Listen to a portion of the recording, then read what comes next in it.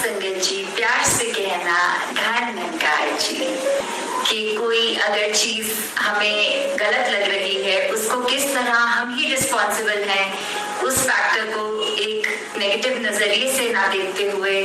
उसको पॉजिटिव कैसे वो सिचुएशन को अपने हिसाब से करें। तो दासी की एक बच्चे से बात हो रही थी और वो समझा रहा था कि कैसे एक हॉर्स राइडर, वो बच्चा कि एक टूर्नामेंट के लिए जब रेडी हो रहे थे तो उसको एक नया घोड़ा मिला एक दिन, तो वो अभी काबू नहीं कर पा रहा था उस घोड़े को, पर अपनी प्रैक्टिस भी नहीं छोड़ सकते थे क्योंकि टूर्नामेंट नजदीक था।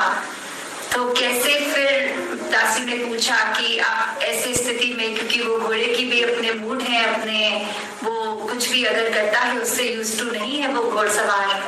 तो कैसे उसको उस टाइम अपनी प्रैक्टिस को कंटिन्यू किया गया। तो बहुत ही सिंपल सोल्यूशन उस बच्चे ने बताया दासी को। वो कहने लगा कि मैं गुड़ और चने कुछ ऐसा घोड़े को खिला देता था, उससे पहले वो अगर बेकाबू है, वो एक सैडल भी अपने ऊपर नहीं रखने दे रहा, पर जैसे ही वो गुड़ और चने उसके अंदर जाते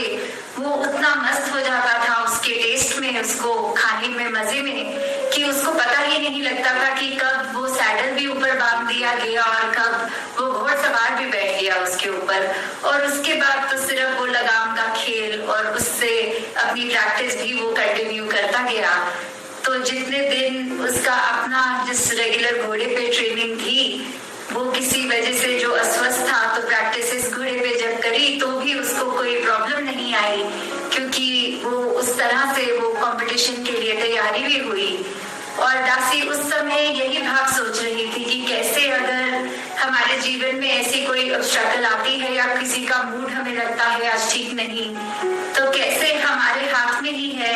कि कुछ ऐसे कर दें कि दूसरे का मूड भी हम ठीक कर दें और अपने आप को भी वो नेगेटिव सिचुएशन जो चाहे चल रही हो उसको कैसे एक पॉजिटिविटी की तरफ ले जाए। और साथ ही दासी ये भी सोच रही थी कि आज के समय में हमें कैसे हर एक को अपने साथ लेकर चलना है,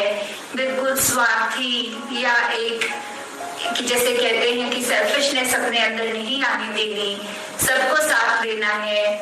तो वही एक कहानी कि एक फार्मर था, किसान था,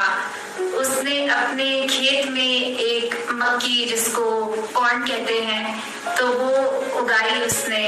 तो हर साल देखा गया वो हर साल समय पे उगाता था और उसकी बहुत सुंदर क्रॉप यील्ड आती थी कि उसकी क्वालिटी उस भुट्टे की बहुत सुंदर निकलती थी। तो आसपास के जो भी गांव वाले थे वो उसको पूछते थे कि कैसे आप ये मैनेज करते हो, आप हर बार, आपकी भी सॉइल वही है जो हमारी है,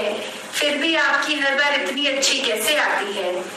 तो उसने बस दो बातें कही। एक तो कहा कि मैं ध्यान रखता हूँ कि मेरे जो बीज हैं वो मैं सबसे बेस्ट क्वालिटी के लूं, और दूसरी बात कि जो खेत मेरे से बिल्कुल एडजॉइनिंग है उनको मैं जाके रिक्वेस्ट करता हूँ कि आप अपनी फसल के बीच में मेरे ये वाले अच्छे थोड़े से उगा दें, अच्छी क्वालिटी वाले उगा दें, क्योंकि जब भी हवा चलती है वो आसपास के खेतों से वो पोलन लेते हुए उसके खेत में पहुंचती है, और फिर वो एक बाय नेचर कॉर्न का ऐसा है